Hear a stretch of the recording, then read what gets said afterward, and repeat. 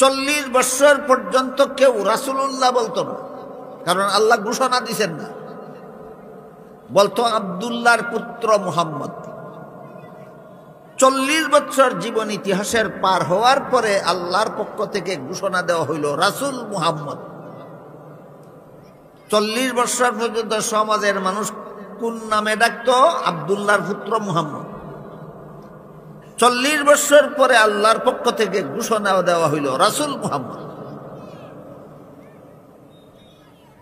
আর আল্লাহ নির্দেশ দিলেন, এখন আমি আপনাকে রাসূল হিসাবে মানুষের সমাজে ঘোষণা দিয়েছি, আপনার দায়িত্ব পালনে সমাজে বের হয়ে যান। আমাদের নবীর জীবন ইতিহাস বুঝে থাকলে বলুন তো, আমাদের নবীর জীবন ইতিহাস কত বছরের? 63 বছর। আগের 40 আর পরের 13 53, আর সর্বশেষ 10 53 আর 10 63। এই 63 বছরের জীবন ইতিহাসের 3টা অংশের 3টা বৈশিষ্ট্য আছে।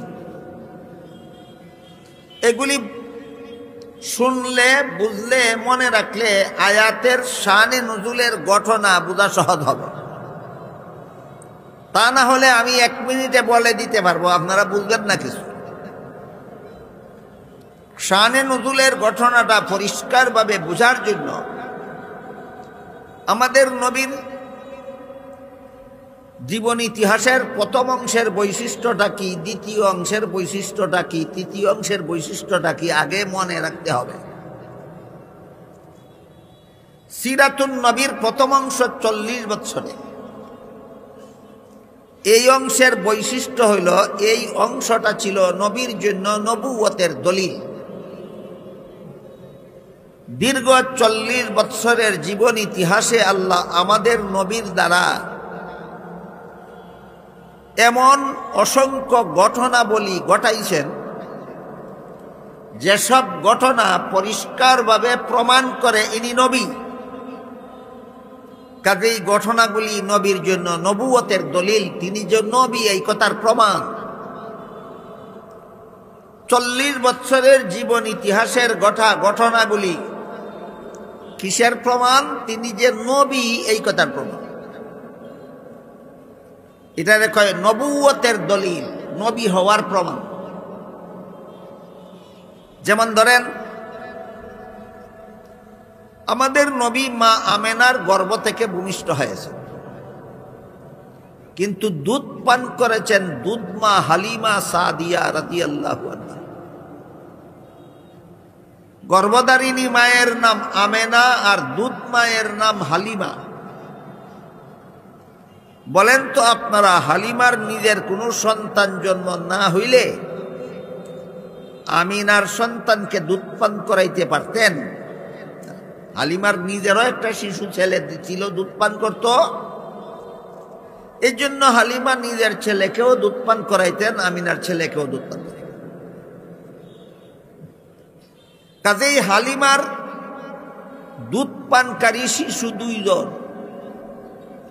এজন্য শিশু মুহাম্মদ সাল্লাল্লাহু আলাইহি ওয়াসাল্লাম হালিমার দুধ মা হালিমার 1 স্তনের দুধ নিজে পান করতেন, আর 1 স্তনের দুধ তার দুধ ভাইয়ের জন্য রেখে দিতেন। কুলের শিশু থাকাকালে এত বড় ইনসাফ একমাত্র নবী সারা জগতের আর কোনো মানুষের পক্ষে সম্ভব নয়। ঘটনাটা বুঝে থাকলে বলুন তো, ঘটনাটা কার জন্য, কিসের দলিল? নবীর জন্য, নবুয়তের দলিল। এইগুলি বলতে থাকলে 40 বছরের জীবন ইতিহাসের যত ঘটনা নবীর জন্য নবুয়তের দলিল, এই সমস্ত ঘটনার বিবরণে রাত পোহায় যাবে, বিবরণ শেষ হবে না। কাজেই সবগুলি ঘটনার বিবরণ শোনার আশা আপনারা এই অনুষ্ঠানেই করতে পারেন। আমি শুধু 1-2টা উদাহরণ দিলাম প্রথম অংশের বৈশিষ্ট্যটা বুঝাবার। নবীর পবিত্র জিন্দেগির প্রথম অংশ 40 বছরের জীবন ইতিহাস, এর বৈশিষ্ট্য হলো এই 40 বছরের ভিতরে আল্লাহ নবীর দ্বারা এমন সমস্ত ঘটনা ঘটাইছেন যে ঘটনাগুলি পরিষ্কারভাবে প্রমাণ করে ইনি নবী। এইসব ঘটনা নবী ছাড়া আর কারো পক্ষে সম্ভব নয়। আরেকটা ঘটনা, এই কুলের শিশু থাকা অবস্থায় যখন তিনি মায়ের দুধ পান করতেন তখনও উলঙ্গ হইছেন না। বলেন, দুনিয়ার কোনো মানব শিশু, দুনিয়ার কোনো মানুষের সন্তান কুলের শিশু থাকাকালে উলঙ্গ না হইয়া পারবে? কিন্তু আমাদের নবী কুলের শিশু থাকাকালেও উলঙ্গ হইছেন না। এটা আর কোনো মানুষের পক্ষে সম্ভব নয়, একমাত্র নবীর পক্ষে সম্ভব। সুতরাং এই ঘটনাটাও কার জন্য, কিসের দলিল? নবীর জন্য, নবুয়তের। আমাদের নবীর শরীর মুবারকে জীবনে কোনোদিন মশা মাছি বসেনি। ঘটনাটা কার জন্য, কিসের দলিল? নবীর জন্য, নবুয়তের। আমাদের নবীর পেশাব পায়খানায় সুগন্ধ হইত। ঘটনা কার জন্য, কিসের দলিল? নবীর জন্য, নবুয়তের। আমাদের নবীর শরীরের গাম মুবারকে মেশকে আম্বরের মতো সুগন্ধ হইত। এই জন্য নবী কোন রাস্তা দিয়ে গেছেন কারো জানা না থাকলে, রাস্তার বাতাস নাকে লাগলেই টের পাইতো নবী এই রাস্তা দিয়ে গেছেন। বাতাসের মধ্যে আতরের সুগন্ধ পাওয়া যায়, এটা হলো নবীর শরীরের ঘামের সুগন্ধ। বলেন, ঘটনাটা কার জন্য, কিসের দলিল? এই ধরনের ঘটনাগুলি আল্লাহ ঘটাইছেন আমাদের নবীর জীবন ইতিহাসের কোন অংশে? প্রথম অংশের 40 বছরে। 40 বছর। সুতরাং সিরাতুন নবীর প্রথম অংশের বৈশিষ্ট্য হইল এগুলি নবীর জন্য নবুয়তের দলিল। যখন সমাজের সর্বস্তরের মানুষে এই সমস্ত ঘটনা দেখে নবীকে ব্যক্তিগতভাবে চিনার মতো চিনতে পারল, তখন সমাজের সর্বলোকে ঐক্যবদ্ধভাবে আমাদের নবীকে উপাধি দিল আল আমিন। আল আমিন অর্থ জগৎ শ্রেষ্ঠ সত্যবাদী। জগৎ শ্রেষ্ঠ সত্যবাদী। তিনি জীবনে কোনোদিন কারো সাথে বিন্দু মাত্র মিথ্যা কথা বলেন, সংসারের ব্যাপারেও না, ধর্মের ব্যাপারে। দীর্ঘ 40 বছরের জীবন ইতিহাসের অভিজ্ঞতার পরে সমাজের সর্বলোকে আমাদের নবীকে আল আমিন উপাধি প্রদান করেছিল। তারপরে 40 বছর পূর্ণ হওয়ার পর এবার আল্লাহ নবীকে মানুষের সমাজে মুহাম্মাদুর রাসূলুল্লাহ নামে ঘোষণা দিলেন। 40 বছর পর্যন্ত কেউ রাসূলুল্লাহ বলতো না, কারণ আল্লাহ ঘোষণা দিছেন না। বলতো আব্দুল্লাহর পুত্র মুহাম্মদ। 40 বছর জীবন ইতিহাসের পার হওয়ার পরে আল্লাহর পক্ষ থেকে ঘোষণা দেওয়া হইল রাসূল মুহাম্মদ। 40 বছর পর্যন্ত সমাজের মানুষ কোন নামে ডাকতো? আব্দুল্লাহর পুত্র মুহাম্মদ। 40 বছর পরে আল্লাহর পক্ষ থেকে ঘোষণা দেওয়া হইল রাসূল মুহাম্মদ। আর আল্লাহ নির্দেশ দিলেন, এখন আমি আপনাকে রাসূল হিসাবে মানুষের সমাজে ঘোষণা দিয়েছি, আপনার দায়িত্ব পালনে সমাজে বের হয়ে যান। সমাজের মানুষকে লা ইলাহা ইল্লাল্লাহর দাওয়াত দিন, ইসলাম ধর্মের দাওয়াত দিন, কলেমার দাওয়াত দিন, আল্লাহ বিশ্বাস করা, রাসূল বিশ্বাস করা, হালাল পথে জীবন যাপন করা, সকল প্রকার হারাম কাজ বর্জন করার দাওয়াত দিন। আল্লাহর হুকুমে রাসূল করিম সাল্লাল্লাহু আলাইহি ওয়াসাল্লাম সিরাতুন নবীর দ্বিতীয় অংশে ওহী নাযিল শুরু হওয়ার পরে সমাজের মানুষকে দাওয়াত দেওয়া শুরু করলেন। ইয়া আইয়ুহান নাস কুলু লা ইলাহা ইল্লাল্লাহু তুফলিহু। আল্লাহ ছাড়া আর কোনো মাবুদ নাই, আল্লাহ ছাড়া আর কারো ইবাদত করা যাবে না, আর কারো পূজা করা যাবে না, আর কারো উপাসনা করা যাবে না, আর কারো সামনে মাথা নত করা যাবে না। আল্লাহ ছাড়া আর কারো কাছে সন্তান চাওয়া যাবে না, আল্লাহ ছাড়া আর কারো কাছে সুখ শান্তি চাওয়া যাবে না। এই সবগুলি দেওয়ার মালিক একমাত্র আল্লাহ।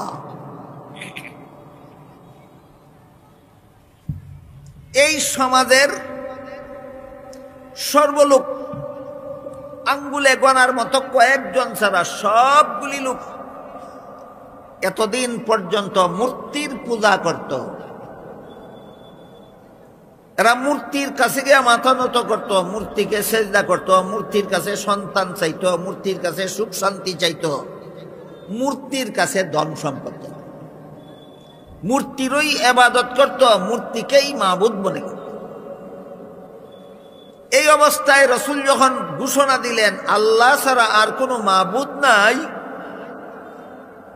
তখন কি মূর্তিদের খুদাই স্বীকার করে নেওয়া হইল না বাতিল করে দেওয়া হইল?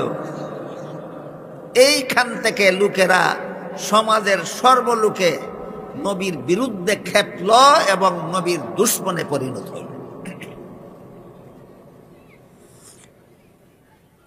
এতদিন পর্যন্ত 40 বছর পর্যন্ত দুশমনি করল না কেন?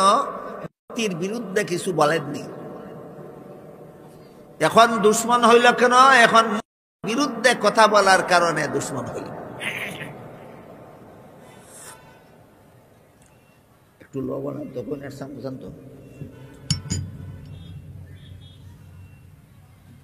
আরম্ভ হইল দুশমনি।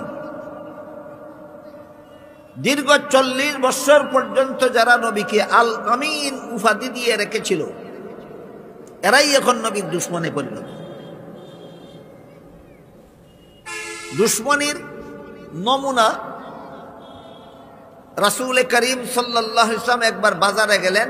বেশি মানুষের সমাগম হয় বাজারে, এই জন্য অল্প সময়ে বেশি মানুষকে কথা শোনানো যায় বাজারে গেলে।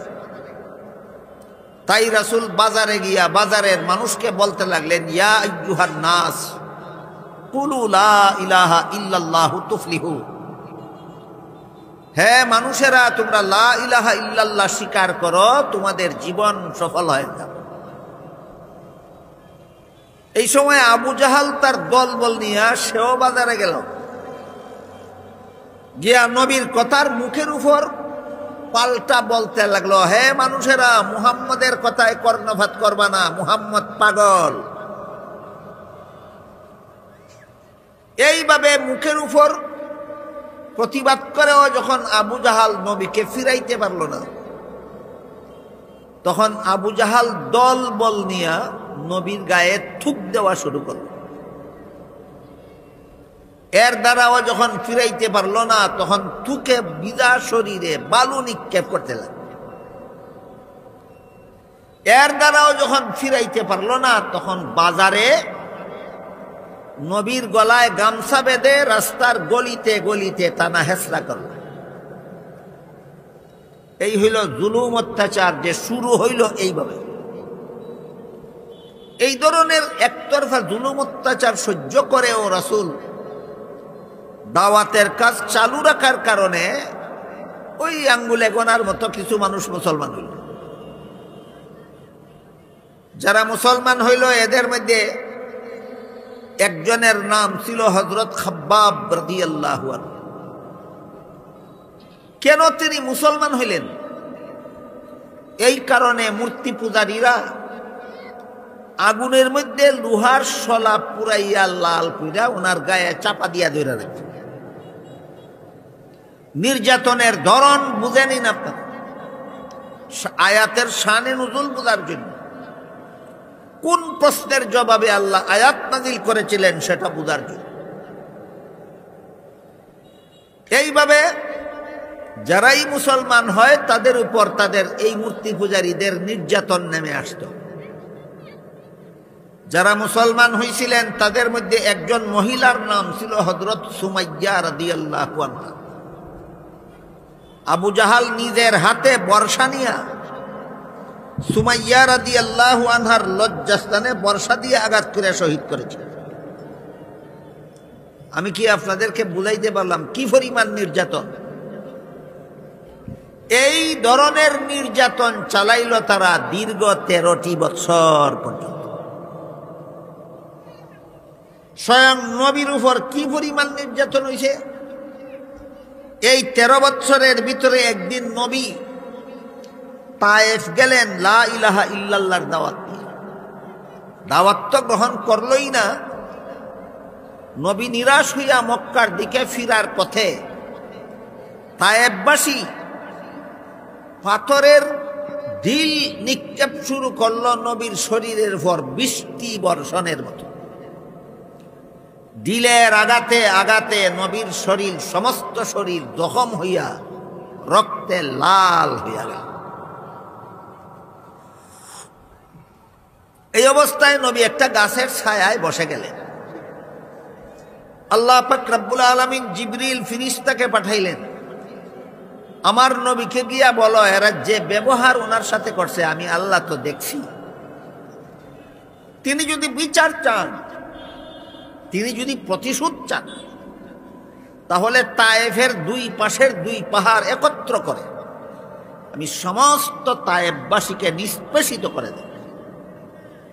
আল্লাহর প্রস্তাব নিয়ে ফিরিস্তা জিবরিল ফিরিস্তা নবীর কাছে আসলেন, আল্লাহর প্রস্তাব জানাইলেন। জবাবে নবী বলেন, আল্লাহুম্মা হদি কওমি ফাইন্নাহুম লা ইয়ালামুন। হে আল্লাহ, এদেরকে ধ্বংস করে দিবেন না, এদেরকে হেদায়েত গ্রহণ করার সুযোগ দান করুন। আজকে বুঝছে না মারছে, আর একদিন বুঝলে ঈমান আনবে।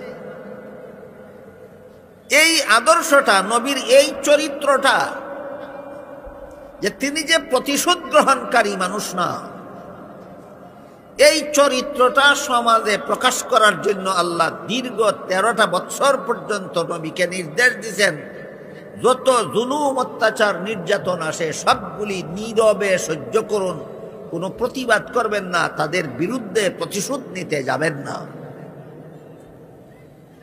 তাহলে 13 বছর পর্যন্ত মারামারি চলছে না, শুধু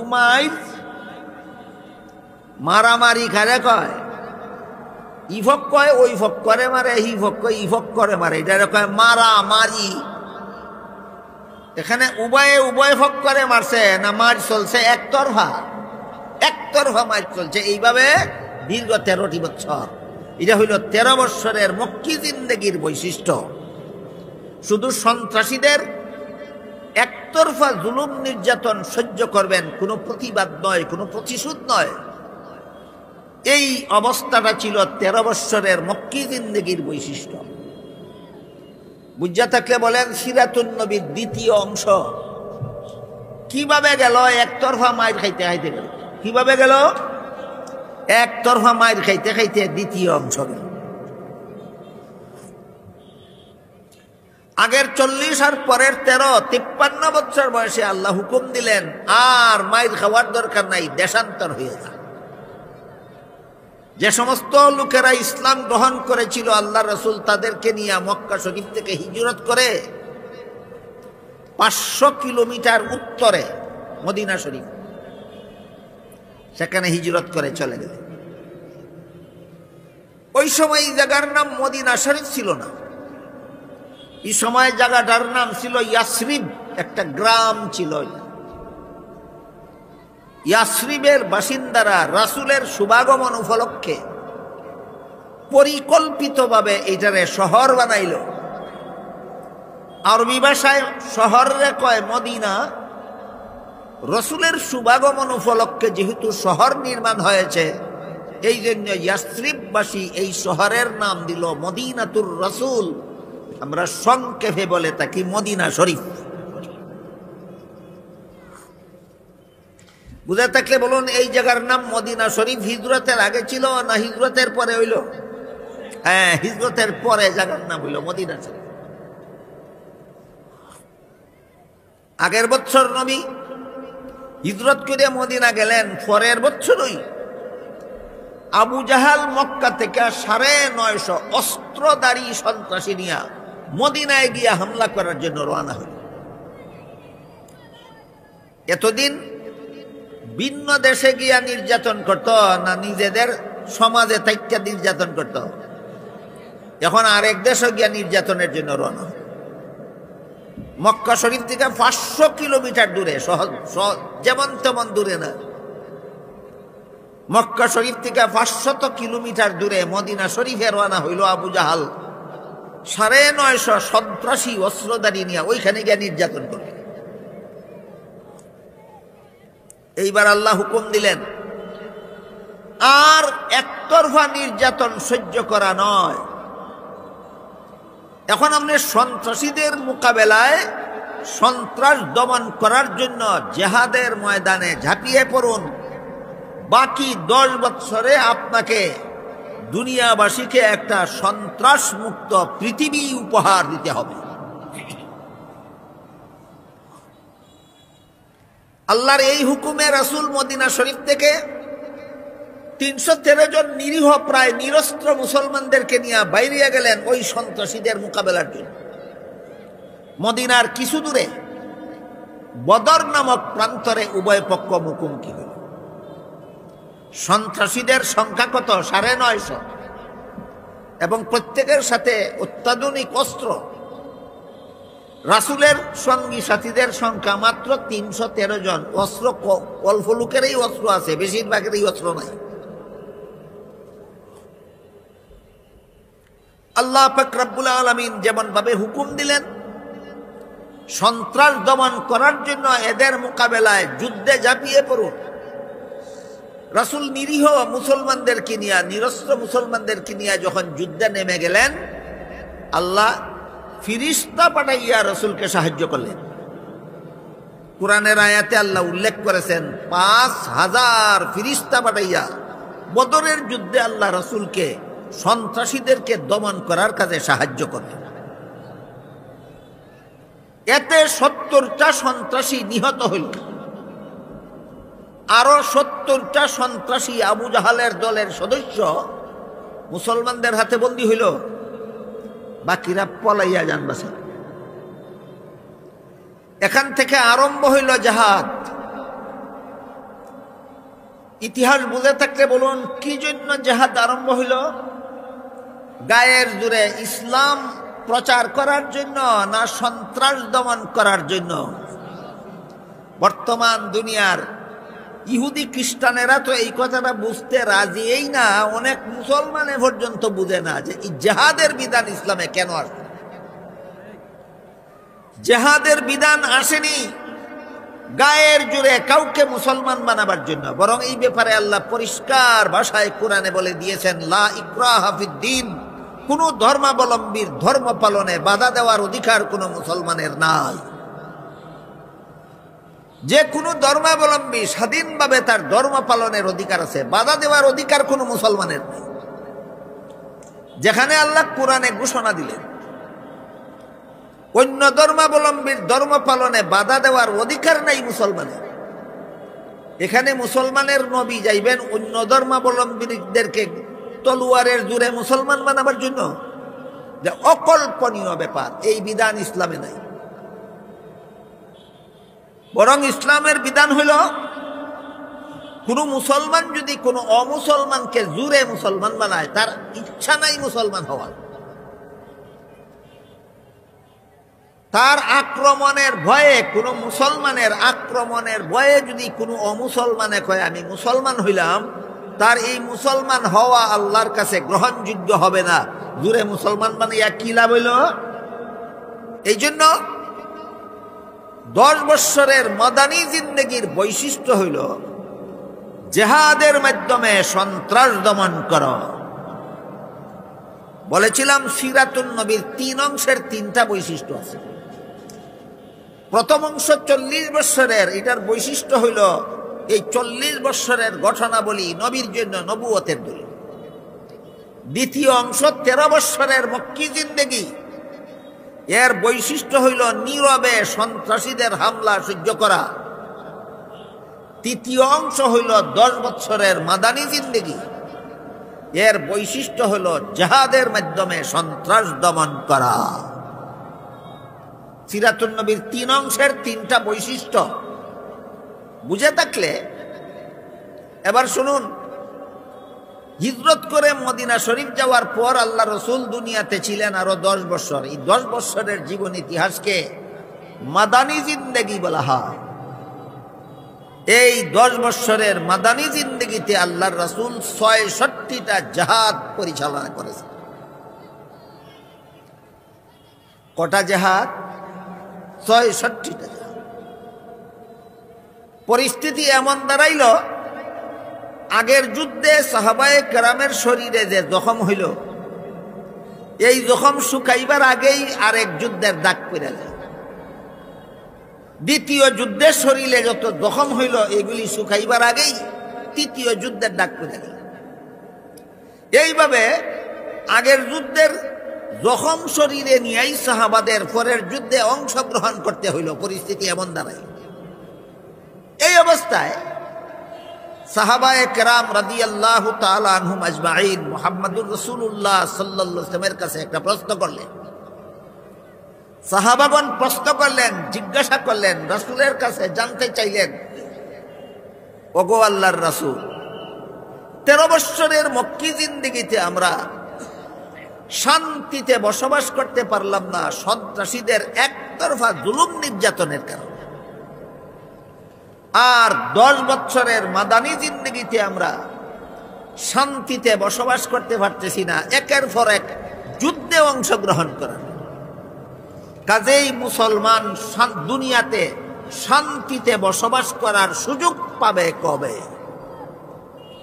এই প্রশ্নের জবাবে আল্লাহ সূরা নূরের 55 নম্বর আয়াত নাযিল করেছেন।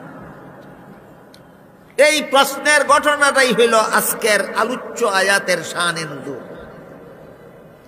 সিরাতুন নবীর 3টা অংশ সম্পর্কে যাদের কোনো ধারণা নাই, যারা জানে না দ্বিতীয় অংশের বৈশিষ্ট্য যে একতরফা জুলুম নির্যাতন সহ্য করা, জানে না তৃতীয় অংশের বৈশিষ্ট্য যে জিহাদের মাধ্যমে সন্ত্রাস দমন করা, গুলি জানে না, তারে যদি বলা হয় সাহাবায়ে কেরাম রাসূলকে জিজ্ঞাসা করলেন, 13 বছরের মক্কি জিন্দেগি গেল একতরফা হামলা সহ্য করতে করতে, আর 10 বছরের মদনী জিন্দেগি যাইতেছে জিহাদের পর জিহাদ করতে করতে, এটা কি বুঝবে? কিছু বুঝবে না। এই জন্য সাহাবাদের প্রশ্নটা আপনাদেরকে বুঝাবার জন্য আগেই বলেছিলাম, সিরাতুন নবীর 63 বছরের জীবন ইতিহাসের 3টা অংশের 3টা বৈশিষ্ট্য আগে জানা থাকলে প্রশ্নটা বুঝবেন, প্রশ্ন বুঝলে আয়াতের তাফসীর বুঝবেন। সুতরাং সিরাতুন নবী বাদ দিলে কোরআনের তাফসীর বোঝা সম্ভব নয়।